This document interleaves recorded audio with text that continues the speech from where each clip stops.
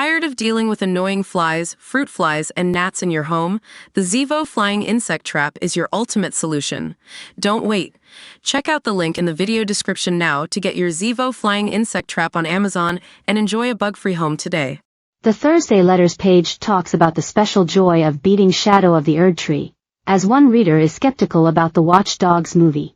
To join in with the discussions yourself, email gamecentral@metro.co.uk. Be more Nintendo. The same day as we got that inbox letter about having newfound respect for Nintendo, we get the story about them being wary of AI.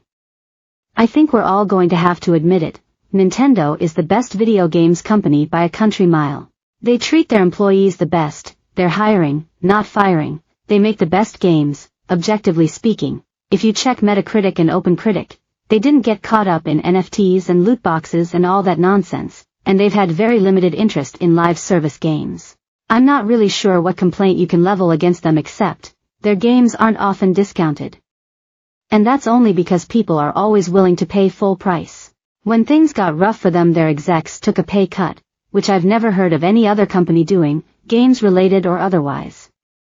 And their budgets aren't stupidly out of control, because their answer to a problem is never to just throw money at it. Whatever you think of their games, everything would be a lot better if all publishers were more like Nintendo. Anabi. Taste the feeling. I really can't say enough good things about Elden Ring and Shadow of the Erd Tree. I have no idea how they design a game like this, because it's so intricate and open-ended it almost seems impossible. This is exactly the sort of game my 7-year-old self imagined would exist one day, and I love it even when I hate it. I was stuck for ages trying to get over Ellick Great Bridge and onto the site of Grace beyond the camp there, and was getting really frustrated, because I felt it wasn't supposed to be that hard and I was making a hash of it. Then I finally beat it, and the feeling of elation was second to none. I think that's the game's most impressive achievement, making you love it even as you spend hours hating it and cursing its name.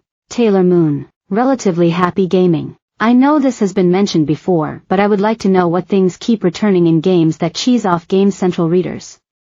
For me, I love racing games, but why do we always have to do races when you first play that tell you how to turn, accelerate, and brake? Surely even young ones know how to do that. Also, I've had a couple of games where the game's saves have corrupted and had to start again, looking at you Forza Horizon, but when I went to play online with friends I had to get so far into the game before it unlocks. Can't we have online choosable right from the start?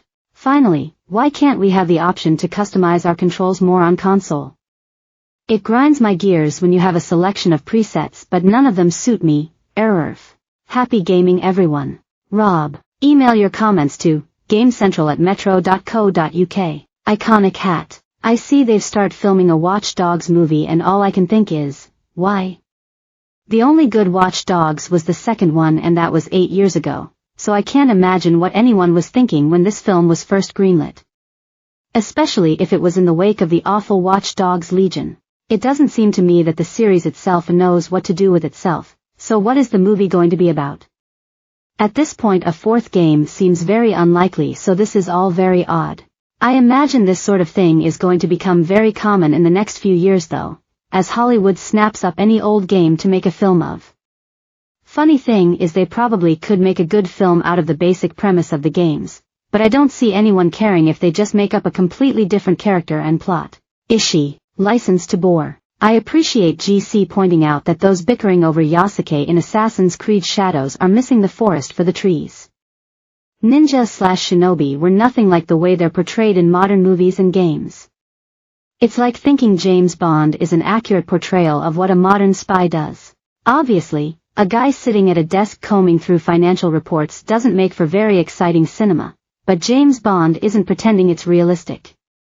Ubisoft has always banged on about Assassin's Creed being historically accurate, and it's nowhere even close, for any of its games that I'm aware of.